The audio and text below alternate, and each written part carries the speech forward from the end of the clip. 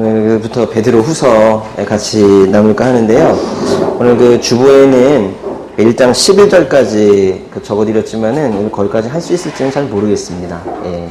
네, 베드로 전서와 베드로 후서는 기본적으로 이 두 편지가 모두 어려움에 처해 있는 사람들에게 쓴 편지입니다. 베드로 전서는 64년에요. 기원 후 64년, 주후 64년. 요날 요해에 무슨 일이 있었다고 했나요? 이제 로마에 대화재가 있었던 때입니다. 네로 황제가 로마에 자신이 불을 질러놓고는 그것을 크리스찬들이 했다고 해가지고 그들을 잡아다가 탄압하고 심지어는 몸에 불을 붙여서 왕궁에 횃불로 쓰기까지 한 아주 큰 혹독한 탄압이 있었던 때가 바로 이 64년이에요. 그 바로 전에 63년에는 이 화재가 있을지 없을지 모르는 거죠. 그렇지만은 하나님께서는 아시고 베드로를 통해서 소아시아 지역, 지금의 터키 지역에 있는 그 교회들에게 믿음을 굳건히 하라. 조만간 고난이 올 것이다. 외부적인 고난이 올 것이다. 라고 미리 알려주신 그 편지가 바로 베드로 전서죠. 그래서 베드로 전서를 63년에 썼어요. 그런데 이제 64년부터는 얼마나 많은 탄압이 있었겠어요. 그러면서 사람들이 많이 죽었어요. 일단 예수님을 믿는다는 이유만으로도 많이 불에 타서 죽었어요. 65년, 66년, 67년 넘어가면서 얼마나 많이 죽었겠어요. 그런데 이제 67년 되어가지고 이때 베드로도 이때 죽었어요. 베드로도 67년에 결국 순교를 했는데요. 어떤 사람들은 68년에 순교했다고도 하고 하는데 67년에 순교를 했어요. 이때 순교 직전에 쓴 편지가 바로 후서입니다. 그러니까 이 두 편지는요, 연도 차이는 그렇게 많이 나지는 않지만 아주 가운데 큰 사건이 있어요. 큰 혹독한 탄압의 사건이 있단 말이에요. 여러분, 이렇게 큰 화재가 있고 나서 또 그 누명을 크리스찬들에게 뒤집어 씌워서 많은 사람들이 그냥 죽어나가고 하는 이런 과정이 5년, 6년, 7년, 한 2, 3년 지나고 나면 어떤 현상이 생길까요? 좀 다른 말로 하면 고난이 길어지면 어떤 일이 생기냐는 거죠. 그럼 고난이 기세요? 네, 고난이 길면 어떤 일이 생기든가요? 일단 둘 중에 하나만 물어보겠습니다. 믿음이 커진다? 믿음이 약해진다? 약해진다? 좀 이따 다시 한번 물어볼게요. 네. 자신의 죽음이 이제 요쯤 되어서 가까이 왔다라는 것을 베드로가 알았던 것 같아요. 오늘 말씀은 아닌데 조금 더 뒤에 1장 13절 잠깐 보실까요? 13절에 보시면은 내가 이 육신의 장막에 사는 동안에는 여러분을 일깨워 기억하게 하는 것이 옳다고 생각합니다 했죠. 육신의 장막은 육체 얘기하는 거예요. 그러니까 육신의 장막에 사는 동안, 말하자면 살아있는 동안이란 뜻인데요. 여러 가지 정황으로 볼 때, 또 이제 베드로의 어떤 직감으로 볼 때, 베드로가 자신이 순교하게 될 시점이 가까웠다는 걸 이미 알았고, 그래서 부랴부랴 마지막 유언과 같이 하나의 편지를 썼는데, 그게 바로 베드로 후서입니다. 죽음이 임박했다는 걸 스스로도 느낄 때, 여러 가지 정황으로 볼 때에도 이제는 순교 때가 되었구나라고 느낄 때, 마지막으로 쓰는 유언과 같은 편지, 얼마나 절절하고 베드로가 평생 살아왔던 것 중에서 가장 중요하게 생각하는, 가장 인생에서 가치 있게 생각하는 것들을 써놨지 않겠습니까? 그래서 베드로후서도 전서와 마찬가지로 우리에게 많은 것들을 제시를 하고 있어요. 다시 한번 묻겠습니다. 극심한 외부적 고난이 되면, 오래되면 성도들의 상태는 성도들이라고 할 것도 없이 나는 어떻게 되었었는가를 한번 돌아보는 것도 괜찮을 것 같아요. 믿음이 강해진다. 인가? 아니면 믿음이 약해진다라는 표현보다는 시험에 들게 된다. 사실은 믿음이 강해지는 쪽이어야 하는데 우리가 너무 나약하고 또 그래서 외부적 고난이 오래되게 되면 약해질 수도 있죠. 또 시험에 들게 될 수도 있죠. 그래가지고 하나님께서 나를 왜 구해주시지 않지? 계시나? 또는 나를 위해 계신 것은 맞는가? 이런 생각이 이제 들고 할 때 어떤 사람이 오는 거예요. 와가지고 네가 가는 그 길이 맞다고 생각하니? 라고 이제 의심 섞인 이런 질문을 던지게 되면은 그동안은 그래도 힘들어도 잘 견뎌왔는데 갑자기 막 흔들리기 시작을 하는 거예요. 마치 우리 창세기 3장에서 뱀이 와서 하나님의 말씀을 들어가지고 그게 맞다고 생각하니? 정말 죽는다고 그러디? 이렇게 묻는 거랑 똑같은 거죠. 실제 의심하고 있지 않았는데 의심 섞인 어떤 질문을 받게 되면 사람이 그렇게 흔들리는 거예요. 그러면서 맞나? 이 길이 맞나? 내 믿음 맞나? 내가 따르는 그분이 진짜 구원자이신가? 이런 의심을 하게 되는 거예요. 실제로 베드로의 이 첫 번째 편지를 받은 그 소아시아 교회가 이 대화제 이후에 극심한 탄압 이후에 이 후서를 쓸 즈음에 그런 상황에 들어가게 되었었어요. 그 소식을 베드로가 전에 들은 거예요. 누군가 와서 얘기했겠죠. 베드로 사도 큰일 났습니다. 사람들이 흔들리고 있습니다. 라고 하자 베드로가 다시 펜을 든 겁니다. 말하자면 조금 달라요, 내용이. 베드로전서가 어떤 외부적 고난이 오더라도 잘 이겨내라 뭐 이런 메시지였다면은 베드로서는 좀 내부적인 어떤 문제를 하려고 하는 편지인데요. 교회의 성도들을 흔들고 동요하게 만드는 어떤 거짓 가르침이 들어와서 성도들이 흔들리고 의심과 불신이 생겼을 때 그것을 해결하기 위해서 쓴 편지가 베드로 후서입니다. 그러니까 베드로 전서는 외부적 고난이라는 문제를 해결하기 위해서, 베드로 후서는 어떤 내부적인 교회 내부에서 일어난 문제를 해결하기 위해서 쓴 편지예요. 믿음 생활을 하다가 의심과 불신이 생길 때가 있죠. 언제 의심과 불신이 생기나요? 이건 답은 없어요. 각자가 다른 것 같아요. 언제 자신의 믿음 자체가 무너진 것만 같은 느낌이 들고 의심과 불신이 생기든가요? 네, 여러분, 근데요, 몸이 좀 피곤하면 더 믿음이 약해지지 않습니까? 단순하게 아프거나 그러면 기도 잘 안 돼요. 그렇죠?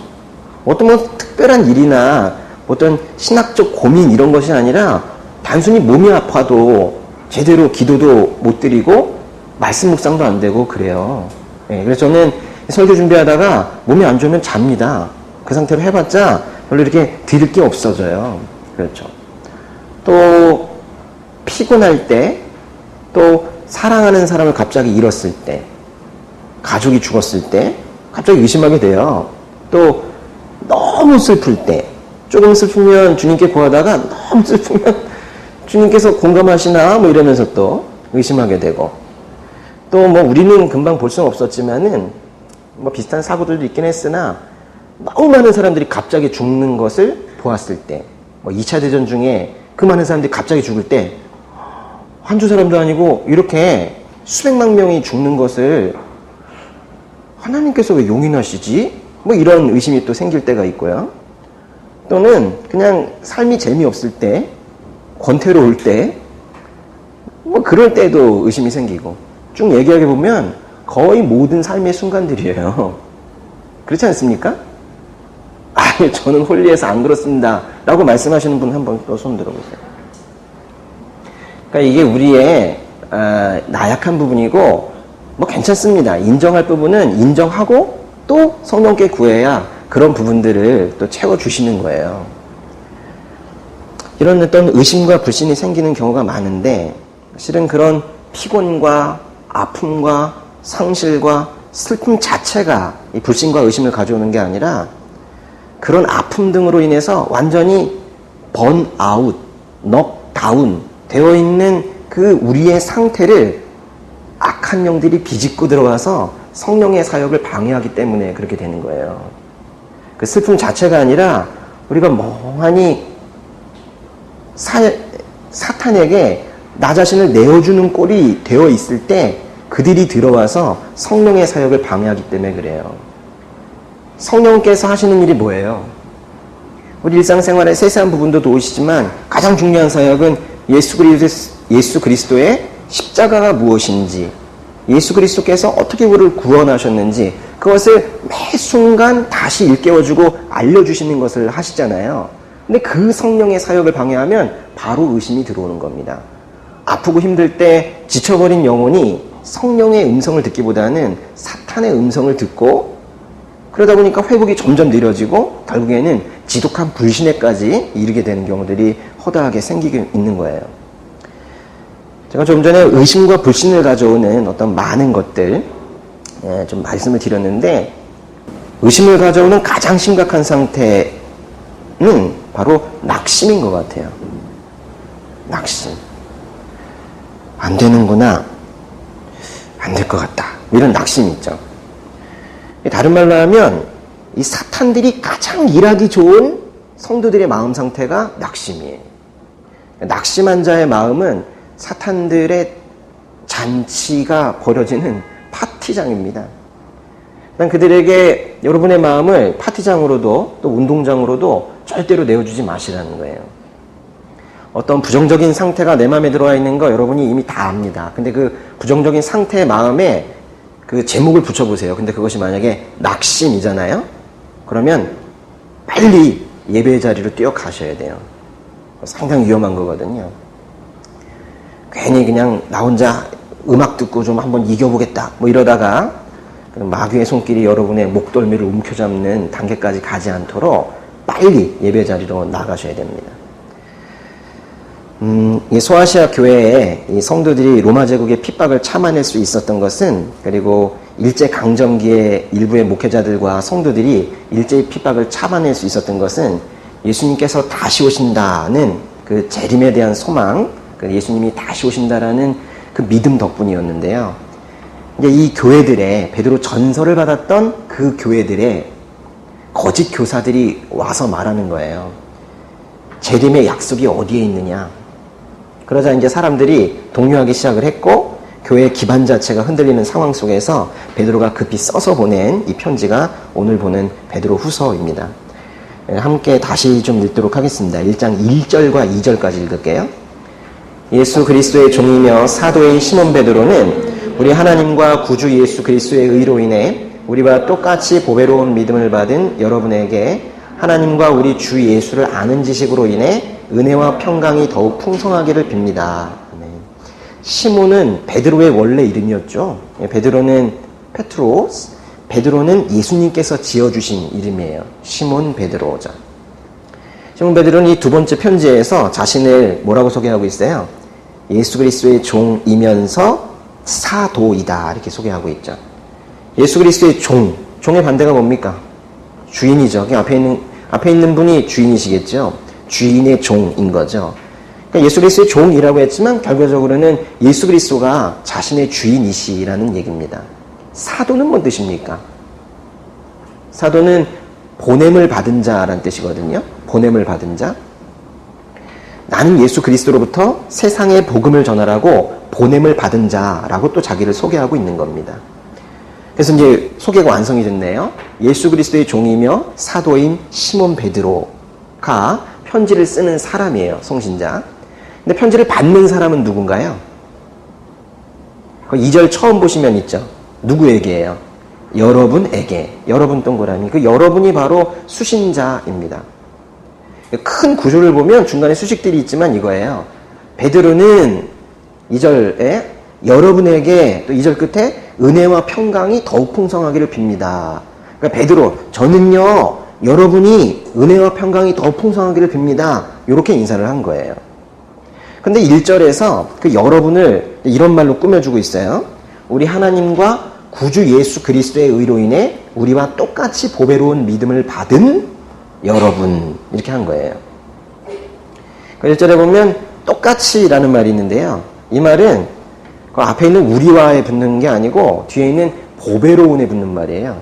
그리고 이게 똑같이 보배로운, 이렇게 동그라미 쳐놓으세요. 이게 한 단어예요, 사실은. 우리말만 이렇게 해놨지 헬라어는 그 한 단어입니다. 똑같이 보배로운, 이런 뜻이에요. 똑같이 보배로운이라는 것은 동일한 가치가 있다라는 겁니다. 그러니까 우리식으로 하면 가치가 동등한, 이런 가치가 동등한. 즉 여러분이라고 표현된 이 편지의 수신자들은 사도들이 받은, 그러니까 베드로와 같이 그 사도, 예수님으로부터 직접 가르침을 받고 예수님의 부활을 목격하고 보냄을 받은 자, 이 사도들의 믿음과 동등한 가치가 있는 그 믿음을 받은 사람들이라는 거예요. 그러니까 베드로의 믿음이나 지금 수신자들의 믿음이 같은 가치가 있다라는 거예요.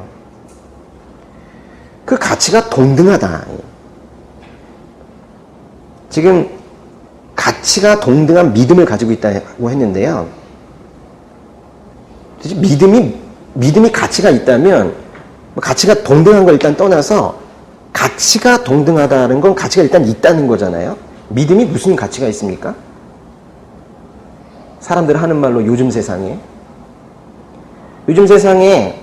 이렇게 힘든데 믿음이 무슨 가치가 있습니까?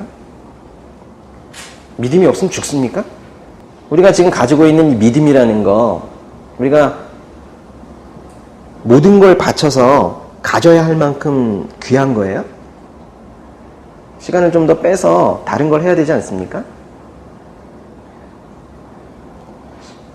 이 우리가 가지고 있는 믿음이 최소한 나를 죽이는 게 아니라 살리는 믿음이다라는 정도 생각하고 있어야 사실은 가치가 있는 믿음이고, 나를 의롭게 하는 믿음이어서 하나님의 진노를 피해갈 수 있는 그런 믿음이다 라고 생각해야 사실 가치 있는 믿음이고, 나의 믿음이 나를 죄의 노예에서 벗어나게 하는 그런 믿음이다 라고 해야 또한 가치 있는 것이고, 그러다 보면은 그거는 돈으로도 살 수 없구나, 세상 무엇을 주어도 살 수 없구나, 이런 정도 생각이 되어야 사실은 가치 있는 믿음인데요.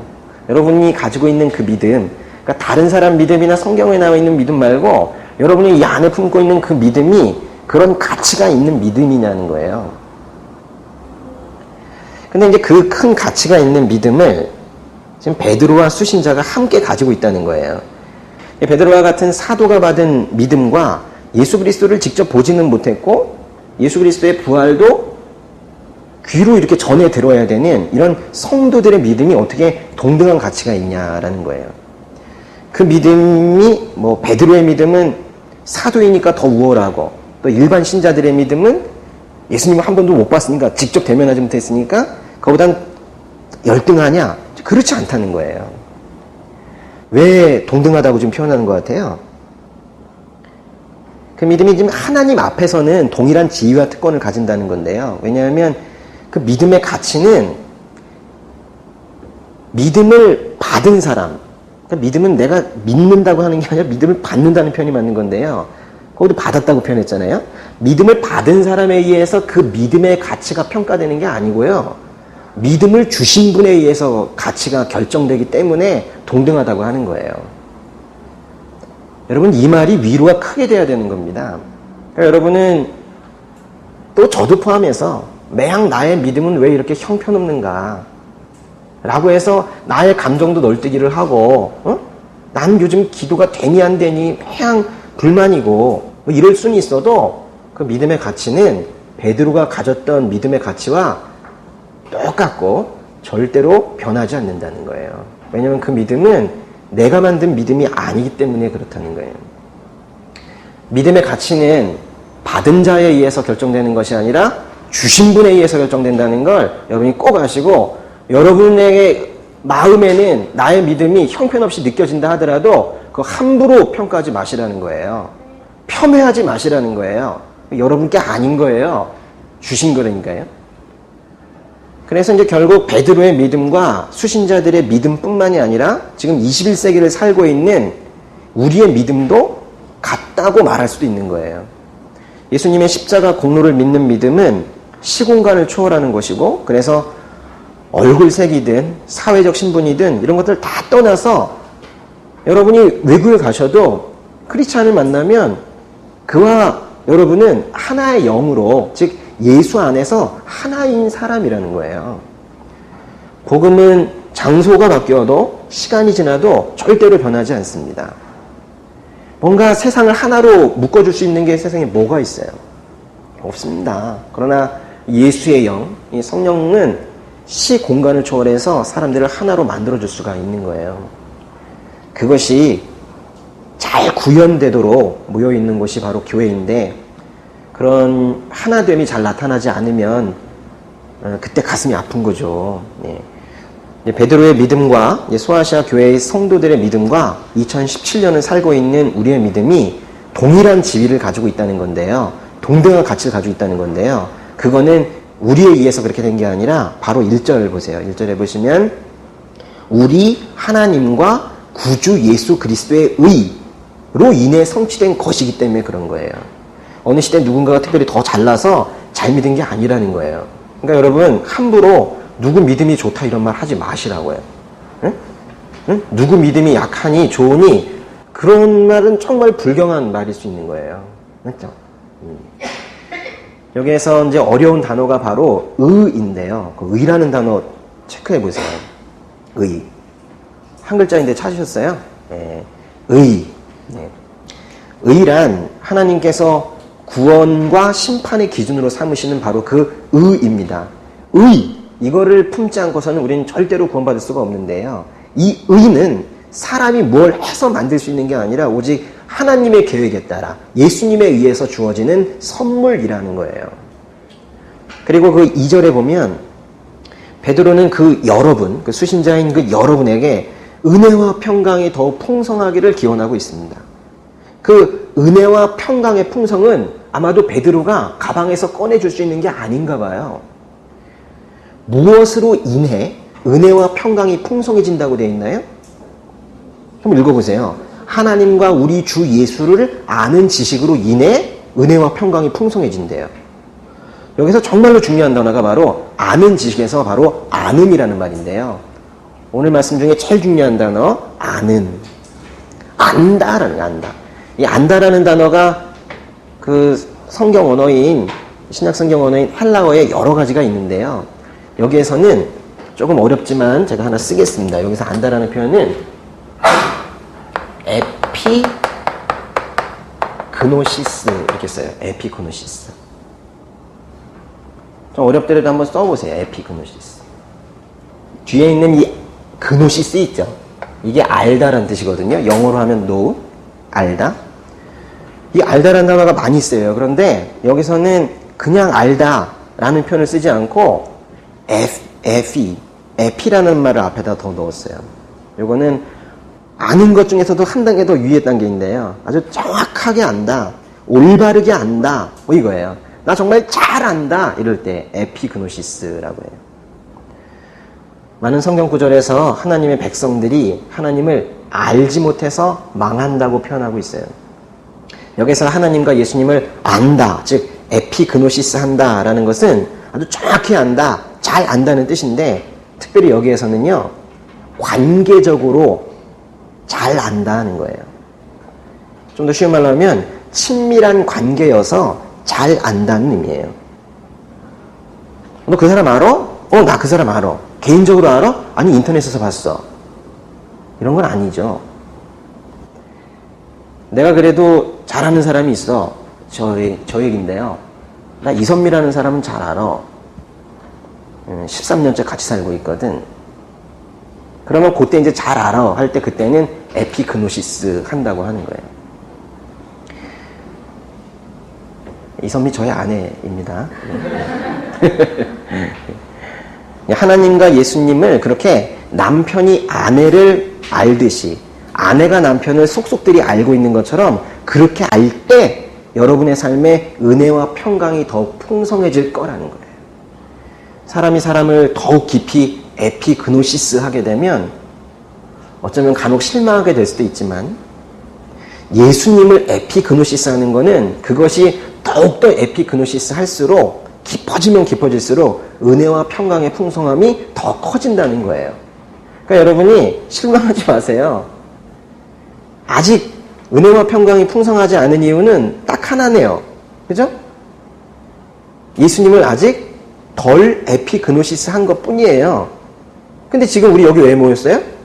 더 에피그노시스 하기 위해서 모여 있잖아요. 매주 이렇게 말씀 같이 나누고 같이 기도하고 하면서 더욱더 깊이 에피그노시스 하면 매일매일 조금씩 올해보다는 내년 더, 내년이면 그 해 다음에 더 은혜와 평강이 더 풍성해질 거예요. 3절 넘어가기 전에 그 1절에 있는 똑같이 보배로운 믿음이라는 말을 조금만 더 보겠습니다. 똑같이 보배로운 믿음. 일단 그 믿음. 믿음이라고 했는데 도대체 뭘 믿는다는 건가요? 아마도 이런 거겠죠. 예수님은 하나님의 아들이다 라는 믿음, 예수님께서 우리의 죄를 대신 짊어지시기 위해서 오셨다는 믿음, 그래서 나의 죄가 용서되었다는 믿음, 그분께서 죽으시고 부활하셔서 마귀의 권세를 박살내셨다는 믿음, 부활하시고 승천하셔서 지금도 어딘가에서 우리를 위해 중보하고 계시다는 믿음, 이러한 믿음들이겠죠. 근데 베드로는 그 믿음의 내용을 그냥 믿음이래 버리고 뭐라고 따로 쓰지는 않았어요. 그 믿음이 제대로 구체적으로 설명되진 않았지만, 그런데 이 베드로의 믿음은 오직 예수라는 그 예수님에 집중되어 있는 것 같아요.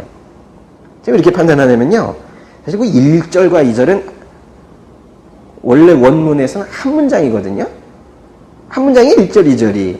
근데 거기 이 짧은 문장에 예수라는 단어가 몇 번이나 언급됐습니까? 첫 단어가 예수 아닙니까? 예수. 예수.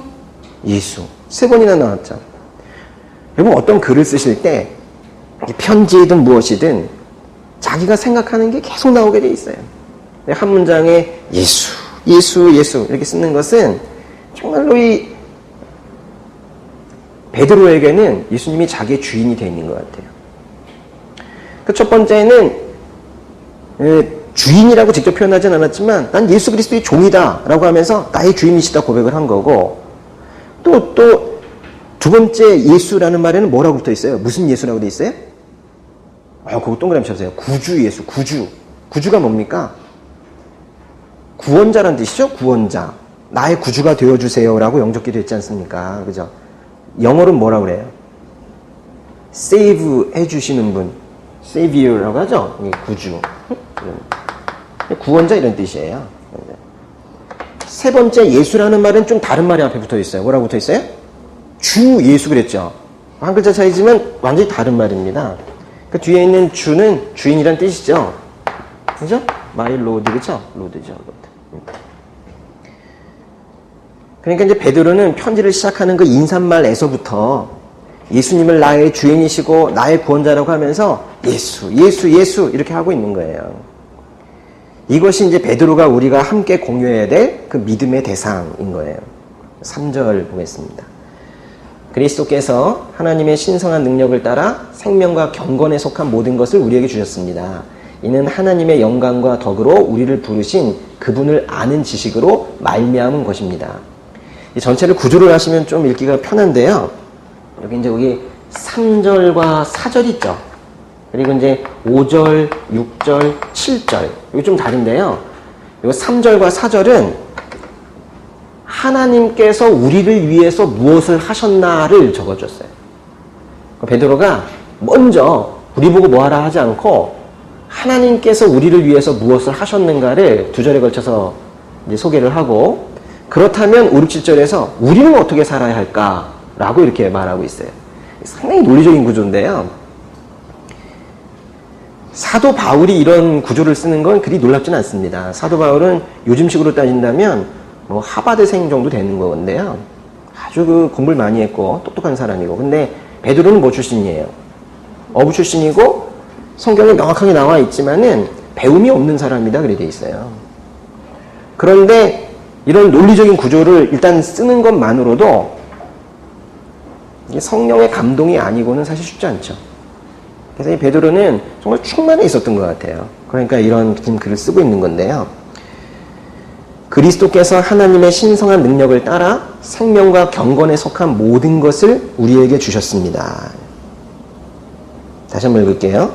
그리스도께서 하나님의 신성한 능력을 따라 생명과 경건에 속한 모든 것을 우리에게 주셨습니다. 예수님께서는 생명과 경건에 관련되는 것이라면 모든 것을, 즉 아끼시지 않고 우리에게 다 주셨다는 거예요. 여기 좀 어려운 단어들이 많네요. 그렇죠? 하나님의 신성한 능력, 이건 신적인 능력인데요. 인간의 능력과는 다른 거겠죠. 인간의 능력으로는 이룰 수 없는 그 구원이라는 것을 이룰 수 있는 하나님의 능력, 그걸 말하는 거예요. 예수님께서는 그 능력을 따라 생명과 경건에 속하는 모든 것을 우리에게 주셨답니다. 여기에서 주셨다는 것은 무료로 주는 거거든요. 선물한다는 뜻이에요. 그러니까 우리의 구원에는 우리의 공로가 전혀 없다는 걸, 내가 뭘 잘해가지고 구원받은 게 아니라는 걸 지금 거듭거듭 지금 강조하고 있는 거예요. 표현만 조금씩 다르지 내용이 계속 지금 반복이 되고 있어요. 거기 뭘 주신다고 했냐면 생명과 경건에 속한 모든 것을 주셨다고 했는데요. 이거는 그 생명은 분명히 영원한 생명입니다. 영원한 생명에 이르는 모든 것. 누군가가 영원한 생명을 얻기를 원하신다면 그 영원한 생명을 그 백성이, 그 택하신 자가, 택함을 받은 자가 그 영원한 생명을 얻기 위해 필요한 것들은 하나도 빠지지 않고 다 주신다는 거예요. 다. 그러니까 구원을 받기에 충분치 않은 상황은 생기지 않는다는 거예요. 다 주신다는 거예요. 또 경건에 이르는 모든 것을 주셨다는 거예요. 예수님께서는 우리에게 영생을 주셨을 뿐만이 아니라 경건할 수 있게 하셨다는 건데요. 경건하다. 이게 무슨 뜻인가요? 이 단어가 더 어렵죠? 그러니까 이 단어는 뒤쪽에 한번 나오기 때문에 제가 뒤에서 설명해 드리겠습니다. 계속 궁금해하고 계시고요. 3절의 뒷부분에 보시면은 이는 하나님의 영광과 덕으로 우리를 부르신 그분을 아는 지식으로 말미암은 것입니다 했는데요. 여기에서 그분이 누굴까요? 보면 하나님이신 것 같기도 하고 예수님이신 것 같기도 하고 그런데요. 어떻게 읽어도 관계는 없을 것 같습니다. 여기서 이제 그분은 여기서 예수님으로 보는 게 좋을 것 같은데요. 여기에도 안다라는 말이 또 나왔죠. 그렇죠? 아는 지식. 거기도 아는 애 동그라미 쳐볼까요? 이것도 다른 데서 이렇게 많이 쓰지 않는 또 에피그노시스예요. 예수님을 정확하게 잘 아는, 또 관계적으로 친밀하게 잘 아는 그런 지식이 있을 때 영생과 경건에 이르는 모든 것이 우리에게 주어진다는 말이에요. 근데 그거는 모두 하나님의 능력에 따른 것이고 하나님의 영광과 덕에 따른 것이다. 그래서 예수님께서는 당신께서 하시는 모든 것이 다 하나님의 능력과 하나님의 영광을 위해서 지금 하고 계시다는 거예요. 그러니까 말하자면 우리를 구원하시는 것도, 예수님께서 스스로 십자가의 제물이 되셔서 우리를 구원하시는 것도 모두가 다 하나님의 능력에 의해서 하시는 거고 하나님의 영광을 위해서 하신다라는 거예요. 여기 지금 안다라는 표현이 2번이나 나왔는데요. 이제 이게 2번이나 나왔기 때문에 곤란한 질문을 하나 해야 할 타이밍이 된 거예요. 여러분은 알고 계신가요? 좀 더 오늘 한 이 단어를 가지고 멋지게 물어보면 예수 그리스도를 에피그노시스 하고 계시냐 하는 거예요.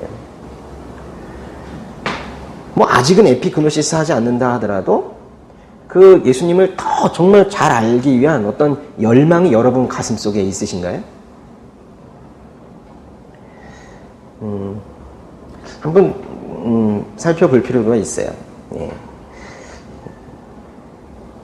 예수님을 믿고 싶다. 다 압니다. 근데 예수님을 정말 더 잘 알고 싶은, 인격적으로 더 친밀해지고 싶은 그런 열망이 나에게 있는가.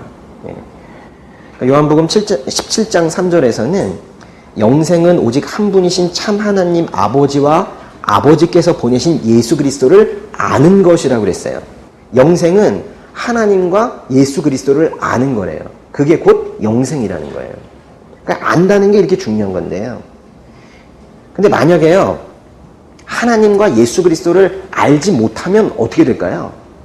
알아야 하는데요. 만약에 예수님과 하나님을 제대로 알지 못하면 본질적으로 하나님이 아닌 것들의 종로를 타게 돼요. 한번 적어보세요. 예수님을 제대로 알지 못하면 어떻게 돼요? 지금 아예 예수님을 모르는 사람들은 지금 얘기도 하지 않는 겁니다.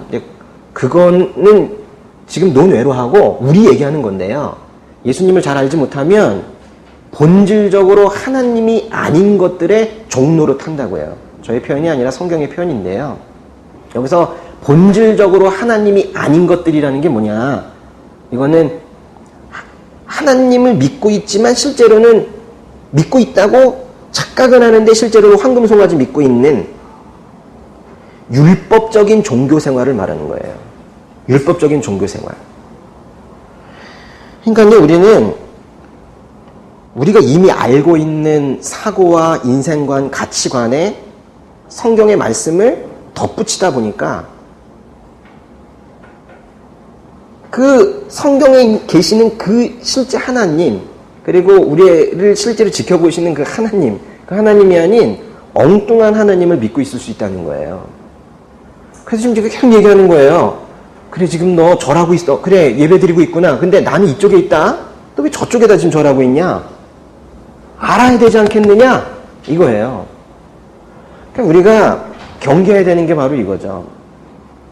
우린 지금 예배를 안 드리지 않아요. 그죠? 그렇지만은 잘 알아야 된다는 거예요. 지금 하나님 어디 계세요? 예수님 어디 계십니까? 예배를 하면서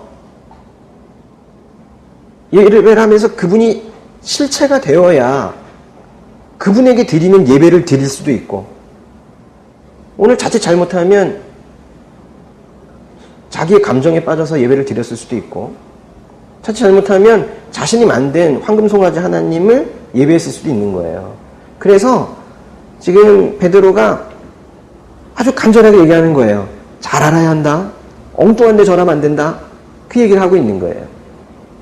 우리가 믿는 그분을 잘 아는 것, 이 오늘 그냥 넘어갈 얘기 아니에요. 우리가 믿는 그분을 잘 아는 것이 지금 우리 교회가, 또 우리의 각자 한 사람 한 사람 성도들이 가장 집중해야 될, 이게 바로 성도의 본질이며 교회의 본질이에요. 이게 바로 시작인 거예요. 이게 제일 중요합니다. 알아야 그때부터 그분에게 매달리고 기도하고 예배드리고 찬양드리죠. 교회에 어떤 시스템에 지금 관심 가질 때가 아니고, 예배당 언제 생기는가 그런 거에 관심 가질 때가 아니고, 지금은 하나님과 예수 그리스도를 잘 아는 지식을 채비하는 거, 거기에 지금 우리가 모든 에너지를 지금 집어넣어야 된다는 거예요. 잘 알게 되면요, 확신이 생깁니다. 그러면요, 바로 기도합니다. 기도가 어려운 것은 그분이 확실치 않아서 그래요. 에피그노시스 되어 있지 않기 때문에 형체가 명확하지 않으니까 기도가 안 되는 거예요. 여러분 진짜 기도하고 싶지 않으세요? 그러려면 전 단계가 있다는 거예요. 기도를 들으시는 그분을 잘 알아야 되는 거예요. 그분을 잘 알고 확신이 생길 때 진짜 기도, 성경에서 말하는 예수님께서 가르쳐 주신 그 진짜 기도를 할 수 있는 거예요. 어쩌면 많은 교회에 있는 많은 성도들은 기도했지만 한 번도 기도하지 않은 것일 수도 있죠. 그리고 또 하나님과 예수 그리스도에 대해서 잘 알게 되면 정말 신이 나는 일이 생기는데요. 하나님을 잘 알고 예수님을 잘 알면 드디어 내가 누군지를 알게 돼요. 나를 정확하게 알게 됩니다. 나의 위치, 나의 본질, 내가 도대체 어떻게 태어나서 어떻게 살고 있고 어디로 갈 것인지, 나는 왜 이렇게 행동하고 있는지 잘 알게 돼요. 그러면 지금 우리가 나를 잘 몰라가지고 하는 그 많은 실수들 줄어들지요. 세상 평강 속에 살게 됩니다. 은혜와 평강이 그래서 오는 거예요. 여러분이 여러분을 잘 알고 계신다고 생각하세요? 그렇지 않습니다. 많은 착각하고 있죠. 원래보다 더 나쁘게 생각하기도 하고, 원래보다 더 좋게 생각하기도 하고, 하여간의 평가가 불균형을 이루고 있는데요. 예수님과 하나님을 잘 알게 되면 나를 잘 알게 된다는 거 꼭 알고 계세요. 나는 누구인가라는 의문이 생기셨다면, 그래서 나에 대해서 정확한 지식을 가지고 계시고 싶으시면 예수님을 공부하셔야 한다는 겁니다. 4절 읽겠습니다. 그분은 우리에게 보배롭고 지극히 큰 약속들을 주셨는데, 이는 이것들을 통해 여러분이 세상의 정욕 가운데 썩어져 가는 것을 피하고 신의 성품에 참여하는 사람들이 되게 하려는 것입니다. 예수님은 또 우리에게 그걸 자꾸 주셔요. 이렇게 보배롭고 지극히 큰 약속들을 주셨습니다. 그랬어요. 여기서 이 주셨습니다 할 때 이 주셨다는 건요, 저 3절에 있는 주셨습니다라는 표현과 같은 말이에요. 그러니까 무슨 뜻이겠어요? 무료로 주셨다? 선물하셨다는 거죠. 그 실은요, 그 1절에 있는 똑같이 보배로운 믿음이란 말이 있었죠. 그거는 또 받았다고 되어 있는데, 주셨으니까 받았죠. 계속 지금 주시는 얘기를 하고 있어요. 지금 계속 예수 그리스도께서 우리에게 무엇을 주셨는가 하는 주신 것들의 리스트가 쭉 나오고 있는 겁니다. 벌써 3개 나왔는데요. 이렇게 많이 받았는지 몰랐죠. 보세요. 1절에서는 뭘 주셨어요? 보배로운 믿음을 주셨어요. 그것도 그냥 매우 가치 있는 믿음을 주셨다는 거예요. 베드로가 가지고 있었던 그 믿음을 동등하게 주셨다는 거예요. 또 3절에 보면 뭘 주셨어요? 영생과 경건에 속한 모든 것을 주셨어요. 뭐 실은요, 요것까지만 받아도 더 이상 요구하지 않아도 돼요. 충분합니다. 더 이상 바랄 게 없어야 돼요. 그런데 더 주신다는 거예요. 4절에서는 보배롭고, 이거는 가치가 크다란 뜻이에요. 영어를 좀 자꾸 써서 그렇지만 highly valued 있죠. 매우 밸류가 있는 거죠. 매우 가치가 크고 지극히 큰 약속들을 주셨대요. 약속들도 복수를 쓴 거 보니까 한 개가 아닌 것 같아요. 여러분은 하나님으로부터 어떤 약속들을 받으셨습니까? 분명히 2개 이상 얘기해야 돼요. 약속들 그랬으니까. 그렇죠? 기도 중에 주신 약속들 있으세요? 하나님께서는요, 약속을 이행하시는 분이세요. 예? 기도를 들으신다, 기도에 응답하신다라는 표현보다 더 정확한 표현은 약속을 이행하시는 분이세요. 그러니까 기도 중에 약속하신 걸 그대로 시행하시는 분이거든요. 그리고 반드시 시행하시는 분이거든요. 그러니까 여러분은요, 기도에서 구할 것이 약속인 거예요. 하나님께서는 우리와 다르게 약속하신 건 반드시 지키시거든요. 그러니까 하나님께 그냥 다다다다다다다 해주세요 이러고 끝나는 게 아니라 약속을 받아야 되는 거예요. 응? 성령의 감동으로, 마음의 떨림으로 받으시거나, 또는 아우 나는 잘 못하겠습니다, 그리고 뭔지 잘 모르겠어요 하시는 분들은 말씀으로 받으시거나, 이 말씀으로 받는다는 건 혼자 말씀 묵상을 하면서 받을 수도 있지만, 또 이 설교 중에 또 가슴에 떨림이 있어서 또 이렇게 받을 수도 있고 한 거예요. 그 약속들 있죠. 근데 그걸 듣고 잊어서 지금 모르실 거예요. 약속 많이 하셨어요. 주셨대잖아요. 주실 거다 아니고. 근데 여러분 왜 대답을 못해요? 괜찮습니다. 왜냐면은 여러분은 약속을 잊었는데 하나님께서 약속을 잊지 않으세요. 그래서 하나님께서는 여러분도 모르게 여러분은 이미 기도하고 까맣게 잊고 있었던 무엇인가를 2년 지나 3년 지나 언젠가 혼자 그걸 또 하고 계세요. 그래서 뒤돌아보면은 기도했던 것 다 응답돼 있죠. 그런 거예요. 그러니까 이런 좋은 하나님을 지금 우리가 믿고 있는 겁니다. 그래, 기도 중에 주신 그런 약속들도 있으시겠고, 이미 성경에 기록된 또 약속들이 많이 있죠. 특별히 예수님께서 우리에게 약속하신 게 있어요. 예수님께서 참 많은 약속을 하셨어요. 너희들에게 뭘 하리라 많이 하셨는데, 뭐 지금 뭐 어떤 것들 떠오르세요? 예수님께서 주신 약속들. 예수님께서 이런 말씀 하시지 않았어요? 내가 먼저 천국 가 있을게. 너희들 자리 마련해 놓을게. 그러셨죠. 얼마나 벅찬 얘기예요. 또 너희에게 보혜사 성령을 보내주리라. 성령 보내주시겠다고 하고, 사실 예수님 가신 이후에 한 열흘 정도 있다가 실제로 성령을 보내주셨어요. 그리고 지금 우리 마음속에 또 있고요. 그래서 예수를 믿는 우리 안에, 지금 손으로는 만져지지 않지만 이 안에 예수의 영, 진리의 영, 거룩한 영, 하나님의 영, 즉 성령이 이 안에 계시는 거예요. 성령이 이 안에 있다는 것을, 그거를 모르고 사는 것만큼 불쌍한 게 없어요. 자주 있는 것 같아요. 혼자 이렇게 육신으로 다니고 있는 것 같아요. 내가 있다 계속해서 이 안에서 계속 음성을 보내는데도 그 이어폰을 끼고는 이러고 다니면서 옆에서 빵빵거려도 듣지도 않고 이러고 다니고, 그리고 사는 거죠. 계속 읽어보시죠. 보시면 그분은 우리에게 보배롭고 지극히 큰 약속들을 주셨는데, 이는 이것들을 통해, 여기 이것들은 약속들입니다. 그 약속들을 통해 보니까 큰 구절 봐요. 보세요. 약속들을 통해 뭐뭐뭐뭐를 피하고 무엇이 되게 하려는 것입니다. 그랬죠? 그 피하고 되게 하려는, 성경을 읽을 때요, 동사를 잘 읽으세요.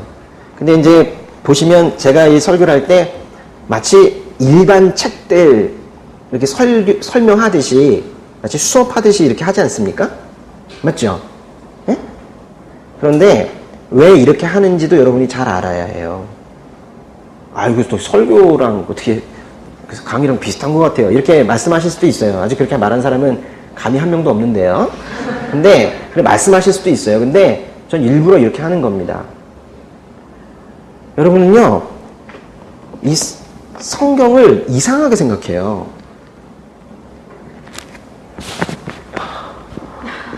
이러고 있으면은 안 죽을 것 같은가 봐요. 죽어요. 죽습니다. 눈 뜨고 걸어요. 이건 뭐 차에다 올려놓고 있으면 들이받아요, 사람들이. 더 들이받을지도 몰라요, 이것 때문에. 그런 책이 아니에요. 그러니까 이걸 갖다가 이것 자체가 뭐 있는 것처럼 막 느낄 때가 있어요. 여러분, 이거는요, 하나님께서 정말 육신을 가진 우리에게 맞게끔 주신 최소한의 수단입니다. 하나님은 이거보다 훨씬 크시죠. 인간의 언어를 이렇게 주신 거예요. 인간의 언어를 주셨기 때문에 우리가 1차적으로 이걸 읽을 때에는 책 읽듯이 읽어야 돼요. 그러니까 이걸 갖다가 잘 읽어야 돼요. 응? 이해도 잘해야 되고. 그래서 제가 한 단어 한 단어 설명하는 거예요. 너무 모르고 그냥 이런 거 같아요. 다른 책들을 하나하나 잘 읽어요 또. 그러면서 이거는 뭔가 이렇게 읽으면서 뭔가 느낌상 뭔가 훅 와가지고 나를 끌고 갈 것만 같은 막 이런 느낌 있죠. 그렇지 않다니까요.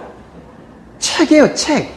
그러니까 어떻게 해야 되겠어요? 한 번 읽고 이해가 안 되면 또 어떻게 해야 돼요? 또 한 번 읽고 또 모르면 와서 질문도 하고 복습을 해야 돼요. 그래서 이것도요, 이렇게 좀 설명을 드리지만 그래서 우리가 항상 그 종이 한 장을 따로 드리지 않습니까? 그래서 제가 필기하라고 하잖아요. 왜 필기하시냐면 여러분 지금 이거 한 거 다음 주에 생각 안 납니다. 그러면 끝인 거예요. 사실 아무것도 없는 거예요. 그래도 한번 들었으니까 뭐 남겠지. 안 남습니다. 머릿속에 남아야지 그것이 여러분 삶에 적용이 되는 거예요. 그래가지고 제가 계속 이거 좀 적으라고 하는 거예요. 그럼 적고 버려요? 지난주 거 어디 있습니까? 그걸 계속 또 봐야 되는 거예요.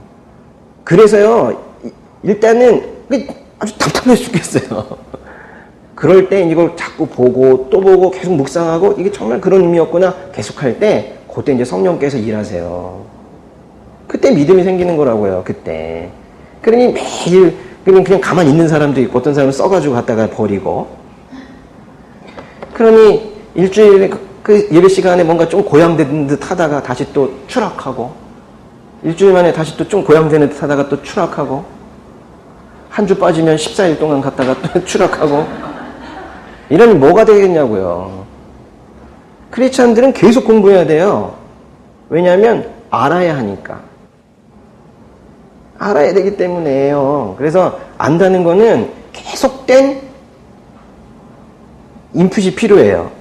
갑자기 한국어가 떠오르지 않아가지고 그래. 계속 입력을 해야 돼요. 계속 입력을 해야 돼요. 그러니까 이게요, 지정의 단계가 있어요. 일단은 지식의 단계를 넘어가지 못하면 그때는 그 다음에 성령께서 일하시는 그 단계로 넘어갈 수가 없어요. 그래서 일단은 알아야 해요. 그래서 이렇게 알려드리는 거예요.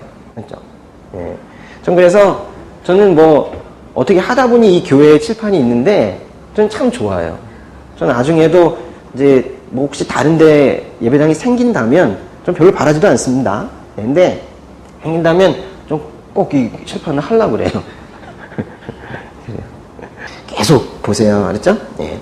거기 그 이제 내용 보겠습니다. 그래서 여기 세상의 정욕 가운데 썩어져 가는 것이라는 이 해석을 이 원문의 기초에서 제가 다시 해석을 해드리면 조금 좀 표현이 어색해요. 세상에 있는 썩어질 것들을 욕망하는 것이에요. 세상에 있는 게 다 썩어질 것들이지 뭐. 세상에 있는 썩어질 것들을 욕망하는 것. 근데 그런 것들을 피하고 그랬어요. 피한다는 거는 말 그대로 피한다는 건데요. 더 좋은 말은 사실 도망치라는 거예요. 너 거기서 나와. 계시록에도 그런 말이 있었잖아요. 빠져나오라 그랬잖아요. 이 말은 쉽게 말하면은 예수님께서 우리를 구원하시겠다라는 그 약속을 통해서, 그리고 우리에게 주신 그 많은 약속들을 통해서 결국 우리를 세상의 그 썩어 없어질 것들을 추구하는 그 정욕대로 사는 것에서 우리를 벗어나게 하시겠다라는 거예요. 여러분 지금 그 여러분께서 매달리고 계셨던 그 썩어 없어질 그 세상의 것들, 그것 때문에 죽어나고 있는 거 아닙니까? 얼마나 힘들어요. 그거에서 벗어나게 해주시겠다라는 거예요. 조금 이거를 더 쉬운 말로 하면 영원하지 않은 것에 매달려서 제멋대로 살다가 죽는 거를, 즉 영원하지 않는 것에 매달려서 제멋대로 살다가 죽는 거를 예수님께서 절대로 보고 싶지 않으시다는 거예요. 그 정욕의 삶에서 도망쳐 나오라는 거예요. 썩어 없어질 하등의 소용도 없는 그런 일들에 매달려 있지 말라는 거예요. 특히 그것이 그냥 소용없는 정도 수준이 아니라 죄악된 것이라면 무조건 그런 삶에서 빠져 나오라는 거예요. 제가요, 정말 세상을 좋게 보려고 노력을 많이 하거든요, 저는. 예, 하나님께서 만드신 거니까. 그런데 아무리 그렇게 보려고 해도 본질은 하나님께서 주신 거기 때문에 가치를 느끼고 있으나 세상의 현상들을 보면 처참합니다. 저는 요즘에 그 인터넷 들어가기가 너무 두려울 정도예요. 저는 저에게 딱 5일만 독재할 수 있는 권한을 준다면 저는 인터넷에 댓글 시스템을 없애고 싶어요. 그게 없는 세상이 훨씬 좋았던 것 같아요. 소통을 한다면서 그걸 만들어놨는데 욕만 하고 있죠. 잘못하다가도 스크롤을 하면 큰일 나요. 그 이상한 언어들이 내 눈에 막 들어오잖아요. 절대 보지 마세요. 그런 것들을 누가 어떤 욕을 하나 또 계속 관찰하고 계신 분들이 있어요. 응? 하나하나 어떤 언어가 매일매일 들어오는가가 그 사람의 인생관과 가치관을 만드는 것이고 그 언어가 계속 쌓이고 있습니다. 그게 언젠가 상황이 되면 터져 나온단 말이에요. 그 인터넷에서 봤던 그 댓글이 여러분 입에서 터져 나오지 않도록 보지 마세요. 하여튼 사람들은요, 뭔가 호기심을 가지는 건 좋은데 병적인 호기심이 있어요.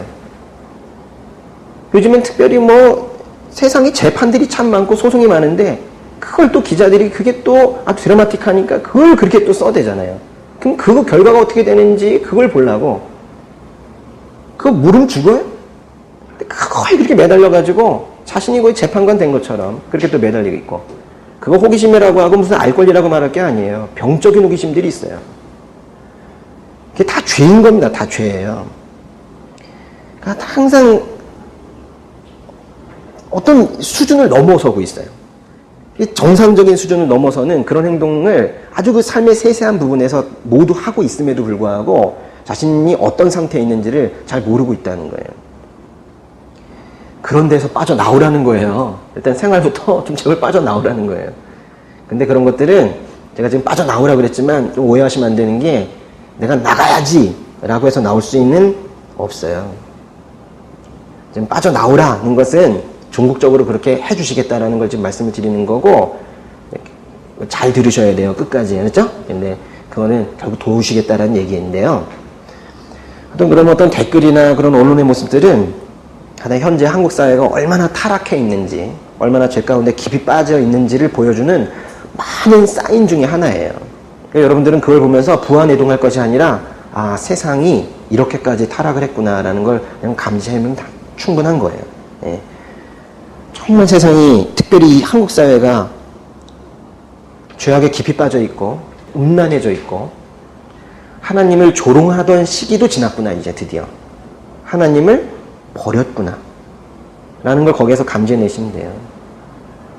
하나님을 버리는데요, 완전히 버리면 구약 성경에 있는 소돔과 고모라처럼 되는 거예요. 그 소돔과 고모라가 하나님을 완전히 버린 도시의 상징입니다. 하나님을 완전히 버린 도시는 어떻게 되든가요? 유황불이 그 도시를 칩니다. 그게 멸망되는 거예요. 그래서 거기에서 살아남으려면 어떻게 해야 돼요? 아브라함의 조카 롯이 뛰쳐나왔던 것처럼 도망 나와야 되잖아요. 그 얘기를 지금 하고 있는 거예요. 그러니까 이게 어느 정도 소망이 남아있는 도시는 살면서 회개하면 될 수 있어요. 니느웨가 그렇습니다. 그런 거 아세요? 니느웨. 응? 나중에 다시 한번 설명드릴게요. 근데 회개를 통해서 그렇게 일어설 수 있는 것도 있는데 하나님을 완전히 버린 세상은 뛰쳐나오는 것, 그것이 유일하게 살 길인 거예요. 저는 두려운 거예요. 하나님께서 이 한국을 보면서 나를 완전히 버렸구나라고 판정하실까봐. 그러면 어딘가에서 유황불이 떨어질지도 모르는 거예요. 불덩이가. 그게 어떤 형태로 될지 모르지만요. 그래서 우리가 그런 것들을 보면서 같이 히덕거리고 웃지 마시고 제발. 그럴 때마다 잠깐이라도 기도하세요. 우리나라가 지금 어느 정도 수준까지 갔는지 요새 정말 걱정됩니다. 걱정돼요. 이 국가에 대한 이런 걱정들은 우리가 공유해야 됩니다. 그리고 기도해야 돼요. 그러니까 그런 것에서 빠져나와야 돼요. 그럼 이제 나오면은 어딘가에서 경계에서 빠져나왔어요. 그럼 이제 나와서 가만히 있는 것이 아니라 나와서 어딘가에는 들어가야 돼요. 어딘가로 참여해야 돼요. 그 다음에 나오잖아요. 빠져나와서 그 대신 어디에 참여해야 됩니까? 예, 그래요. 신의 성품에 참여하길 바라신다는 거예요. 예, 참여한다는 것은 함께 한다, 뭐 이런 뜻이기도 하고요. 뭐 동역자가 된다, 동업자가 된다. 항상 함께 한다는 뜻이에요. 그 성도들은, 지금 우리 믿는 우리들은 결코 하나님이 될 수는 없지만, 그러니까 신이 될 수는 없어요. 큰일 납니다. 이걸 그렇게 해석하면, 그죠? 그렇게 될 수는 없지만, 놀랍게도 하나님을 점점 닮아가면서 하나님의 성품 중에 일부를 또는 조금 더 많은 부분을 공유할 수는 있다는 거예요. 하나님이 될 수는 없지만 하나님의 성품을 공유할 수는 있다. 상당히 중요한 얘기입니다. 그러니까 신의 성품, 즉 하나님의 성품은 하나님께서 인간을 만드셨을 때 사실은 원래 주셨던 거예요. 이거 원래 우리한테 있었던 거예요. 근데 죄와 타락으로 인해서 이 신의 성품을 잃어버리게 된 거예요. 그러니까 신의 성품에 참여한다는 것은 잃어버렸던 것을 다시 찾게 되는 개념인 거예요. 그래서 신의 성품에 참여한다는 것은 결국 회복을 의미하는 거예요. 회복을. 그걸 좀 더 다른 말로 한다면 그럼 뭘로 회복이 되느냐? 신의 성품을 가지게 된다는 건 우리 예전에 우리의 형상 뭐예요? 아담의 형상? 그거 실패했잖아요. 두 번째 아담으로 오신 그리스도의 형상이 된다는 뜻이에요. 신의 성품에 참여한다는 것은 회복된다는 것이다. 그건 좀 다른 말로 그리스도의 형상이 되어간다는 것이다. 성경에서는 계속 이걸 말하고 있습니다. 포기하지 마라. 멈춰서지 마라. 계속 나아가라. 예수 그리스도의 형상을 닮아가라. 말하고 있는 거예요.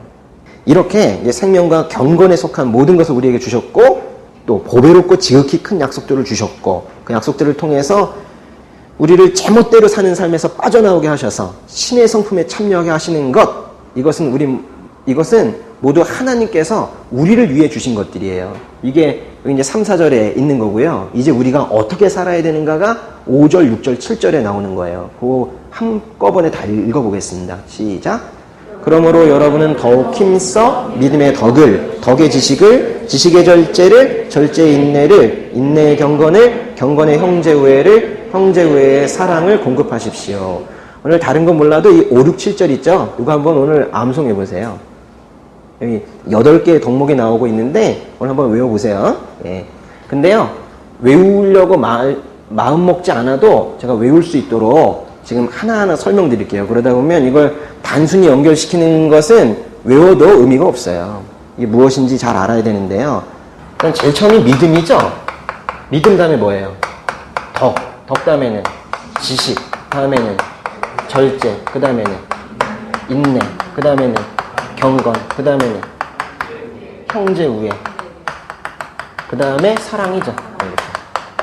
총 8개인데요. 여기요 정말 어려운 단어들이 많아요. 왜냐면 여기 덕 있죠. 덕. 이 불교식 용어예요. 쉽지 않습니다. 의미가 많이 달라요. 경건, 우리 아까 넘어갔던 건데 이것도요 불교식 용어예요. 쉽지 않습니다. 그렇죠? 이게 믿음의 덕을, 덕의 지식을, 지식의 절제를, 절제의 인내를 이렇게 쭉 하지만은 실제로 이게 무슨 의미인지 거의들 모르고 있어요. 이거 조금 잘라보면 좋은데요. 이렇게 셋, 둘, 셋 이렇게 잘라보면 좋아요. 요 이제 앞에 3개는요 다 이 믿음과 관련되어 있는 거예요. 믿음과 관련되어 있는 거. 요 이제 2개는 그 신자의 그 어떤 내적 기질, 관련되어 있는 거예요. 이 안에 우리가 뭐가 있어야 되는가. 그리고 요거 세 개는요, 요건 다 사랑까지, 요거 세 개는 다 어떤 관계 부분을 말하고 있는 거예요. 어떤 타인과의 관계?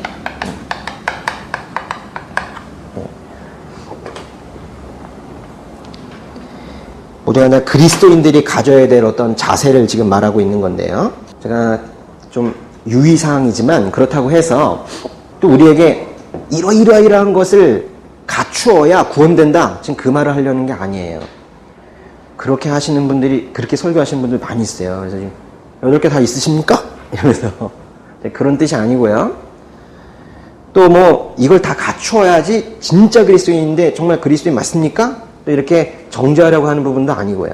어떤 영적 수양이 우리에게 이제 필요합니다. 필요하고, 그렇지만 우리가 뭐 기도하고 말씀 묵상하고 하는 거, 이런 것들 하는 것까지 행위라고 하지 않아요. 그러니까 이런 것들은 당연히 영적 수양은 해야 되지만 그 이외에 자신의 의로, 자신의 생각으로 어떤 착한 일 했다고 구원받는 거, 그런 걸 생각하지 마라. 또 이제 어떤 교회를 잘 섬겼다고, 또는 많은 어떤 선한 행동들을 포인트 쌓았다고 구원받았다고 생각하지 말라. 이제 그런 부분들을 이제 유의하시라는 거죠. 근데 이 부분을 가지고 이제 잘못 전달을 하게 되면 이 8개를 가져야 구원된다. 진짜 그리스도인이다. 이렇게 말할 수 있다는 거예요. 그런 건 아니라는 건 생각하고 들으시라고요. 예. 복음은요, 사실 우리에게 요구하는 게 하나도 없어요. 복음은 오히려 우리에게 아무런 짐을 주어지지 않아요. 예수 그리스도께서 예수님의 멍에를 지면 더 가볍다고 했다니까요. 복음은 그저 우리에게 하나님께서 하신 일이 무엇인지를 제발 알아달라고 말하고 있지, 복음이 계속 명령조로 뭐 해라 이렇게 말하지 않아요. 그래서 구원에 있어서 이제 우리가 한 일은 아무것도 없고, 오히려 아무것도 할 수 없는 존재라는 것을 복음을 들으면 계속 깨닫게 돼요. 근데 이제 그걸 복음이 안 들리는 사람들은 자꾸 뭘 해야 되는 거예요. 하다못해 뭐 교회에 사실 믿음도 별로 없는데 찬양대라도 해야지 구원이 될 것 같은 이런 생각으로 막 그걸 또 하시는 분들도 있고, 또 하다못해 찬양대 했던 분들 얘기하는 거 아니에요. 오해하시지 마요. 하다못해 뭐 헌금이라도 해야지 구원이 될 것 같고, 뭐 이런 생각을 하시는 분들이 많이 있어요. 예전에 11조를 꼭 해야 되는가, 뭐 그 부분에 대한 이제 설교를 하나 제가 인터넷에 올려놨더니, 지금 몇 명이 봤어요? 7만 명, 8만 명. 딴 건 눌러보지도 않으면서 11조 내기 싫으니까 그렇게 눌러봐요. 그리고 딱 보니까는 느낌이, 이명호 전도사는 전체적으로 볼 때 11조는 꼭 의무가 아니라고 말하는 것 같아. 그러니까 밑에 좋아요 막 이러면서, 그러니까 왜 거기에 그렇게 관심을 많이 가져요? 근데 그 밑에 어떤 댓글이 달리고 있냐면, 아닙니다. 11조는 꼭 해야 합니다. 이러면서 저한테 욕도 하고 나가고 그래요. 그럼 저 바로 지워버리는데, 그러니까 뭔가 뭘 해야지 된다고 생각하는 사람들이 너무 많아요. 왜냐하면 우리 선조들이 믿어왔었던 믿음의 체계가 그렇습니다. 예전에는 뭔가 쌀과 돈을 어느 형상 앞에 갖다 놨단 말이에요. 그래야 된다고 생각했거든요. 근데 그것이 교회 안으로 들어온 것 뿐이에요. 절대로 그런 거 가지고는 구원도 되지 않고, 실은 성경에서는 한마디도 하지 않아요. 복음은 우리에게 아무것도 원하지 않습니다. 그저 뭐 원한다는 말 하나 좀 붙인다면 마음을 열어라? 이 정도? 다 주시기 때니까요. 마치 그런 것 같아요. 우리 뭐 로봇 만들고 차 만들고 하는 그런 세트 있죠. 프라모델 세트. 요즘엔 엄청 크게 나오더라고요. 막 이면 어린이날 이럴 때 되면 또 저 아들이 사달라고 그래가지고 저도 이번 무슨 기차 뭐 이런 거 사줬는데 이렇게 가져가요. 근데 그거 가지고 열어가지고 이제 만들죠. 이렇게 만드는데 또 어렵다고 뭐 이제 찡찡거려가지고 제가 옆에서 또 같이 또 만들어주기도 하고 그래요. 그리고 놀 때도 같이 놀고 뭐 이렇게 하고 그랬는데, 마치 복음을 경험한다라는 건요, 하나님께서 다 만들어준 그 프라모델 세트 있죠. 사실은 만드는데 공이 들죠. 근데 그 세팅 다 해가지고 규격 다 맞춰가지고 나중에 본드만 붙일 수 있으면 될 정도로 아니면 끼우면 될 정도로 그냥 다 갖다 준 거예요. 그러면 딱 받은 거. 이게 복음을 받은 거예요.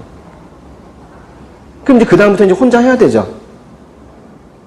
또 혼자 안 해요. 마치 아빠가 도와주듯이 옆에서 계속 도와주세요. 그렇게 끼는 거다? 또 많이는 안 해주세요. 끼는 거다? 그러다 안 되면 또 껴주시고 하시고. 결과적으로 만드는 것도 다 만들어 주시거든요. 근데 그걸 이제 혼자 만들면서 이런 거 시킨다고.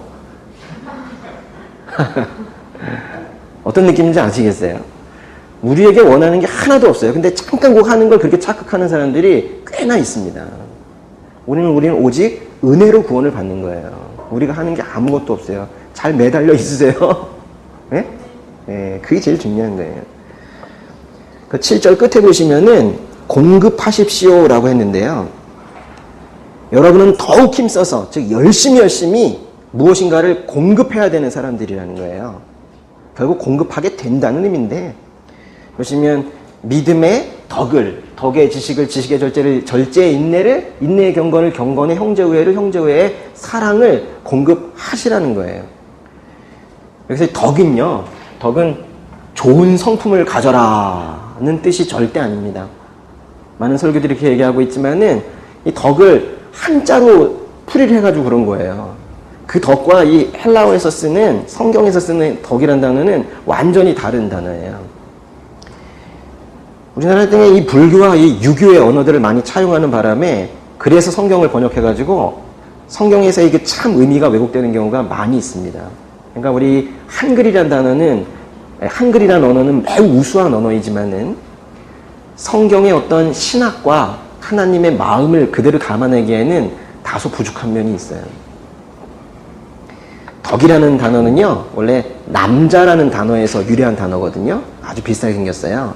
덕은 남자라는 단어에서 유래한 단어인데, 남자가 가지고 있는 어떤 남자다움, 용맹함, 힘과 능력, 뭐 이런 것들을 말하는 거예요. 그러니까 이 덕은요, 우리가 덕이라고 하기보다는 힘이나 능력이라고 해석하시면 더 좋아요. 이 해석이 맞습니다. 이게 꼭 그렇게 보시는데요. 그래서 믿음의 덕을 공급하라 얘기는요, 여기 주인공은 믿음이에요. 주인공은 믿음이고, 이게 제일 중요한 거죠. 그러니까 제일 앞에 놨고요. 믿음에 이렇게 시작하잖아요. 믿음의 덕을 공급하라라는 건요, 이렇게 이제 공급을 하라. 얘기는 믿음이 힘이 넘치게 하라는 거예요. 믿음을 살아있게 하라는 거예요. 믿음을 활기차게 하라는 거예요. 활기찬 믿음. 이 두 개 합치면요, 활기찬 믿음 가지라는 거예요. 왜 교회 나와가지고 그렇게 권태로운 표정을 짓냐는 거예요. 왜 교회 나와가지고 그렇게 무기력한 모습이 드냐는 거예요. 전 정말 할 수 있는 게 아무것도 없습니다. 주님, 이것과 좀 하기 싫고 이건 다른 거죠. 에? 둘 다 힘이 없는 것 같지만 이건 차원이 다른 거예요. 어떤 이 활기찬 게 하나도 없는 그런 믿음은 일단 활기차지 않으면 낙담하고요. 그러면 아까 얘기한 것처럼 사탄들의 놀이터가 되는 건데, 그렇게 위험한 상태로 가지 말라는 거예요. 항상 이렇게 즐겁게, 경쾌하게, 활기찬 그런 믿음을 가지라는 거예요. 힘있게, 근육 있는 그런 믿음을 가지라는 거예요. 그런데 또 이렇게 얘기하면 어떤 사람들은 힘있게 해야지! 이래가지고 또 아까 얘기했던 그 율법적인 종교생활 있죠. 힘있게 해야지! 뭘 하지? 교회에서 뭐 하지? 이래가지고 또 뭘 막 해요. 그래가지고 이것도 하고 저것도 하고 그러다가 쉴 시간이 없어. 힘들어 죽겠어. 이래가지고는 아주 잘못된 열심으로 인해서 또 사람들이 또 지쳐가기도 해요. 우리 교회는 아무것도 안 시키죠. 그러니까 우리 교회는 이게 잘 안 돼. 우리 교회는 어차피 안 시키니까요. 그래서 안 시키잖아요. 그죠? 근데 큰 교회들은 한 사람만 많아요. 몇 사람이 다 해요. 아세요? 여기 막 얼굴이 벌겋게 돼가지고 이렇게 다니고 있고요. 뭐 꺼멓게 올라오고 막 그래요, 다들. 그러니까 이게 활기찬 믿음, 이건 좋은데 잘못하다가는 너무 그릇된 열심으로 사람만 지치고 오히려 영적으로 다운되는 경우가 생겨요. 그럴 때 이런 생각이 들어야 돼요. 성경에서 정말로 원하는 것이 무엇인가? 하나님께서 정말로 나에게 원하는 것이 무엇인가? 내가 은혜 안에 있는 것이구나. 그런 것들을 깨닫는 것을 지식이라고 하는 거예요. 그래서 지식이 여기 이제 더해져야 되는 거예요. 이 지식은요, 뭐 어떻게 보면 이해력이긴 한데, 그 이해력이 뭐 인간적인 뭐 그런 이해력이 아니라 성경에서 정말로 무엇을 말하고 있는지, 하나님께서 나에게 원하고 있는 것이 무엇인지를 정확하게 아는 것, 정말 적정한 수준으로 아는 것, 잘 아는 것, 하나님의 마음을 정말 잘 알면 그렇게 몸을 함부로 굴리지 않아요. 예수님께서 마리아와 마르다를 찾아갔을 때 그 자매를 찾아간 적이 있었거든요. 그랬더니 마르다는 예수님이 오신다고 거기서 막 음식을 하고 있으면서 힘들어가지고 막 이랬는데 마리아는 옆에 와가지고 예수님 그 발 옆에서 이렇게 기대가지고 예수님이랑 놀고 있었거든요. 그러니까 예수님께서 마리아 칭찬하셨단 말이에요. 얘가 잘하고 있다고. 그러니까 뭐가 이제 진짜인지를 잘 알아야 돼요. 그래서 이게 딱 요렇게 세 가지가 갖춰지게 되면 정말 균형 있는 건강한 그런 믿음 생활을 할 수 있다는 겁니다. 이 세 가지가 세트예요. 그래서 믿음이 활기차야 한다. 그러나 그릇된 열심까지 넘어가서는 안 된다는 거예요. 꼭 견지하고 계셔야 되는 내용이고, 그 다음 절제는 말 그대로 절제예요. 이건 어렵지 않습니다. 자기 통제, 셀프 컨트롤, 자기 통제예요. 여러분이 알고 계시는 그대로입니다. 우리는 복음을 믿고 그리스도인이 되었습니다. 그런데도 분명히 새로운 피조물이 되었다고 얘기하고 새롭게 되었다고 얘기하면서 이 그리스도인인 나 안에 또 다른 내가 또 있어요. 이제 그걸 발견하게 될 때 우리가 깜짝깜짝 놀라는 거예요. 이게 뭐냐 이게. 그러니까 여러분이 낙담하시잖아요. 난 예수님을 믿는다고 하는데 난 왜 이 모양인가. 그건요, 그리스도인인 여러분 안에 있는 또 다른 나, 그게 지금 활동하고 있어서 그래요. 그게 옛날의 나인데요, 그거 지금 죽었어요. 근데 왜 여기 있죠? 십자가에 박혔는데 박힌 상태예요. 근데 십자가에 박혀서 며칠 가지요. 예수님은 6시간 만에 죽으셨지만은 보통 3, 4일에서 5일까지 가기도 해요. 딱 그게 옛날에 나가 그거 박혀가지고는 죽었는데 나 아직 안 죽었다? 나 아직 안 죽었다? 이러고 지금 있는 거죠. 고개 활동을 해서 육체의 소욕에 빠지는 것이고 아직도 죄를 계속 짓고 있는 겁니다. 그리스도인인 나 안에 옛날의 나가 아직도 남아서 그러나 살아있지 않습니다. 그럼 죽었냐? 거의 죽은 목숨인데 실제로는 죽은 거나 마찬가지로 좀 있으면 죽는데 당연히. 근데 그게 아직도 활동하고 있는 걸 보면서 아직도 옛날에 안 죽었구나 라고 또 말하는 것도 잘못된 거예요. 죽었습니다. 빨리 사형 선고를 확실하게 내리세요. 그 정욕, 그 옛날에 내가 가지고 있는 그 육체의 소욕, 정욕이라면 어렵죠. 지멋대로 하고 싶은 거, 그죠? 느껴지는 대로 하고 싶은 거, 육체의 감각대로 살고 싶은 거, 이런 거 있죠. 그거를 통제할 때라는 거예요. 근데 통제하라 이게 아니고 계속 얘기하지만 통제하게 된다는 거예요. 그 약속들을 통해서 그게 이제 시행이 되어 가면서 벌써 되고 있어요, 여러분 안에. 또 이제 그 다음에 있는 인내 있죠. 이것도 쉬운 건데, 이건 인내도 말 그대로 참고 견디는 겁니다. 잘 참고 견디세요. 힘드시는 거 다 압니다. 그렇지만은 잘 참고 견디시라는 거예요. 그냥 일상의 어려움도 잘 참고 견디시고, 특별히 믿음을 시험하는 어떤 외부적인 고난이나 어떤 잘못된 가르침들, 이런 것들 잘 견뎌내시면서 저항도 하시면서 잘 인내하세요. 인내의 궁극적 결과는요, 그 우리 요한계시록 할 때 배운 거예요. 인내의 궁극적 결과, 둘째 사망을 경험하지 않는다는 거예요. 둘째 사망을 경험하지 않는다. 그게 바로 구원받는다는, 멸망하지 않는다, 이런 얘기예요. 잘 인내하시고 삶의 세세한 부분에 의해서 잘 인내하시고 궁극적인 그 인내의 열매도 드시고 하시면 좋겠습니다. 이렇게 이제 절제와 인내는 이 두 개는요, 이제 믿음을 지켜나가는, 여기 보세요. 믿음이죠. 믿음을 이제 지켜나가는 신자들의 어떤 그 내적 기질들, 그죠? 있는 거예요. 그러니까 믿음과 항상 같이 가야 되는 거예요. 그래서 이거는요, 그래서요, 하나에 하나를 더하고 하나에 하나를 더하고 하는 게 아니라 다 누적적인 거예요. 그죠? 덕을 믿음에 더하고 지식도 여기 이 더한 거에 더하고 절제리 더한 거에 또 더하고 이렇게 되는 거예요. 예. 그 다음 세 가지 경건, 형제후의 사랑은 모두 그 성도들, 믿는 자가 맺는 타인과의 관계를 말하는 건데요. 제일 어려운 단어가 경건입니다. 경건. 경건이 무엇인지 아세요? 참 성경이 또 많이 나오는데 경건이라는 단어 참 어려워요. 오늘도 벌써 두 번째 나왔습니다. 경건. 경건. 경건은요, 두려워한다라는 뜻이에요. 공경한다라는 표현, 경외한다라는 표현은 잘 아시는데 경건도 두려워한다라는 거예요. 근데 더 정확하게는 하나님 앞에서 두려워한다라는 거예요. 말하자면요, 이제 경건은요, 누구와의 관계냐면 하나님과의 관계예요. 하나님과의 관계.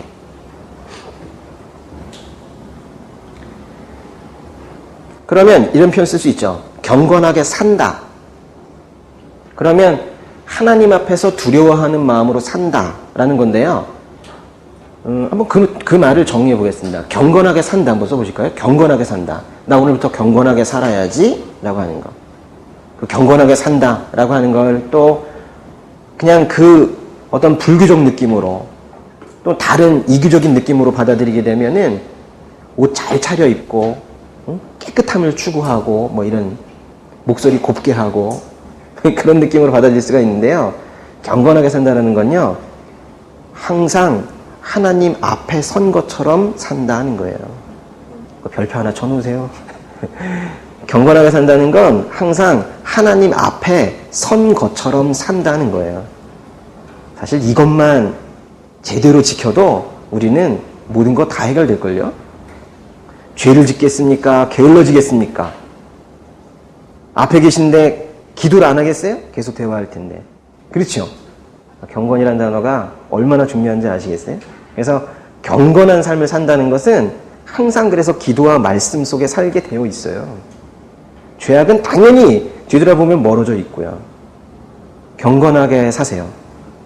형제우애. 형제우애는요, 왜 우애라는 말 앞에 형제를 꼭 썼냐면, 이 형제는 믿는 자들을 얘기하는 거예요. 그러니까 이거는, 신자라는 표현 써볼까요? 신자? 그러니까 그리스도인들 있죠. 이 그리스도인들을 사랑하라 이거예요. 같이 지금 믿음을 지키느라, 어려움에 있는 자들도 있는데, 사랑하라 이거예요. 그런데 그걸 더 뛰어넘어서 이 사랑하라 이건요, 모든 사람을 사랑하라 이거예요. 결국 다 사랑 이야기예요. 하나님 앞에 하나님 사랑하는 마음으로 공경하며 사는 것이고요. 항상 하나님 앞에 선 그런 자세로 살면서 같이 믿는 자들도 사랑하고 그러다 보면 모든 다른 사람들도 수용해낼 수 있는 그런 힘이 생기는 거예요. 베드로는 이 8가지가 이제 완전히 조화를 이루기를 바랐기 때문에 하나에 또 하나를 더 더하는 그런 형식으로 쓰게 된 겁니다. 하여튼 하나님께서는요, 결국 나중에 일을 맡기실 때가 있어요. 우리를 사용하시긴 하는데 뭐 어떤 방식으로든 사용은 하세요. 사용하시기를 즐겨 하시고, 근데 뭐 하라고 하시고는 거의 다 하나님께서 하세요.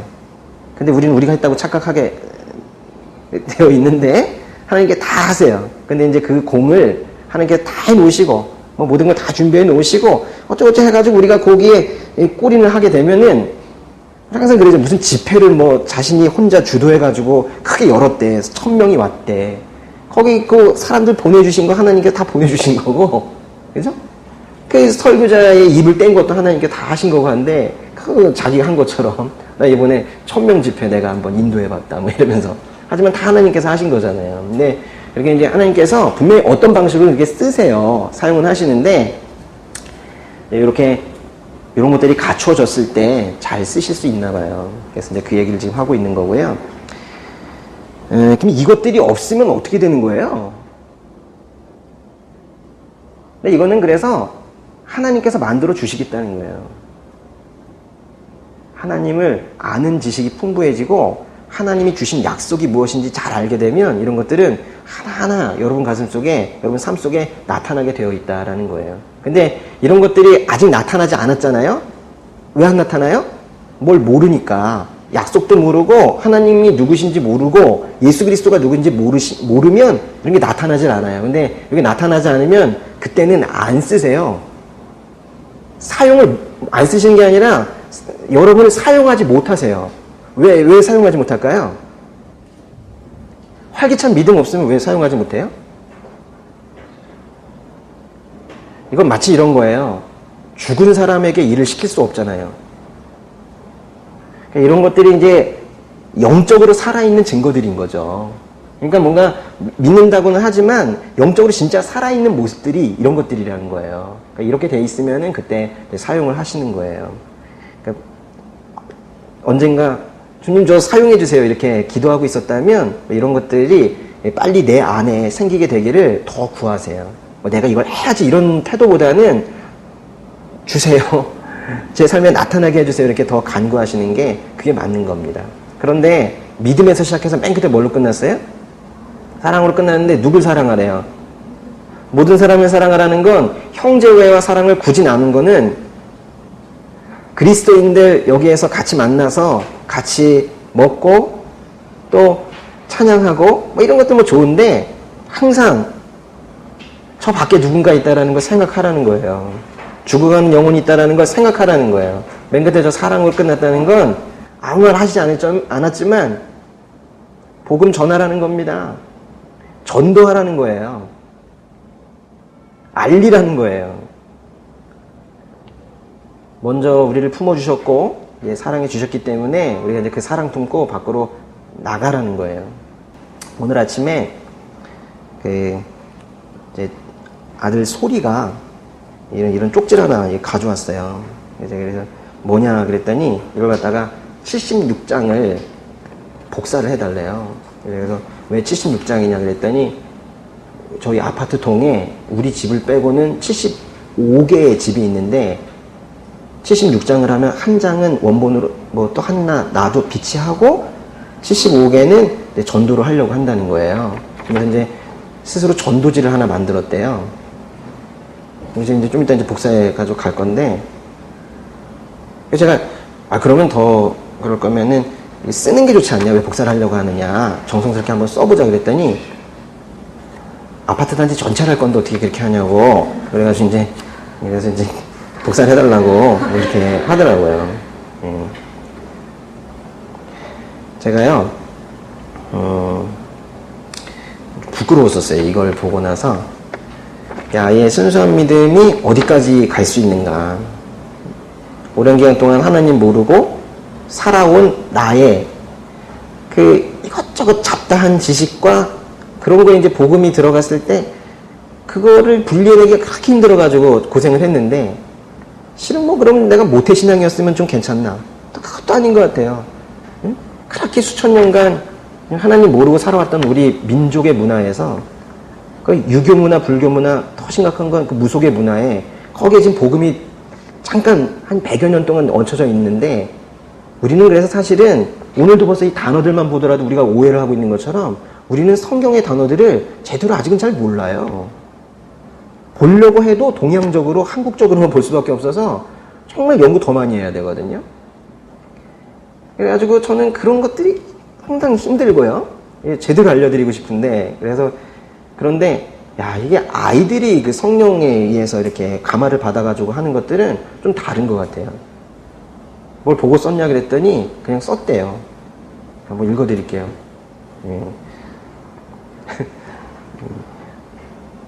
안녕하세요. 당신은 성부, 성자, 성령 하나님을 믿으십니까? 하나님, 괄호 열고 성부 하나님, 괄호 닫고, 께서는 아무것도 없을 때 스스로 계셨던 분이십니다. 하나님께서는 세상을 창조하셨습니다. 그리고 하나님의 형상대로 사람을 창조하셨습니다. 그러나 아담과 하와가 선악과를 따먹은 후부터 사람한테 죄가 들어왔습니다. 하지만 예수님, 괄호 열고 성자 하나님, 괄호 닫고 깨서 육신의 몸으로 오셔서 십자가에 못 박혀 죽으시고 사흘 만에 부활하셨습니다. 그것으로 인하여 우리의 죄를 용서받았습니다. 그리고 하늘에 오르시고 언젠가 다시 오셔서 우리를 심판하십니다. 그 자리에서 살아남을 길은 예수님 한 분만 예배하는 것입니다. 당신의 삶의 주인이 당신이 아니라 하나님인 것을 믿게 되길 기도합니다. 아멘. 성령께서 일하시면은 어떤 신학자들이 쭉 조직신학으로 이렇게 챕터마다 만들어 놓은 부활, 승천 이렇게 만들어 놓은 이런 모든 것들이 이 아이에게 일시에 들어갑니다. 제가 그거를 이 아이를 보면서 계속 경험을 하고 있어요. 그래서 진짜인 거예요. 이 아이가 뭔가 배운 것이 아니고 신학을 한 것이 아니고 아닌데 이렇게 이런 것을 쭉 쓸 수 있다는 것은 성령께서 일하지 않고는 하실 수가 없는 거예요. 증거인 겁니다. 기도하겠습니다.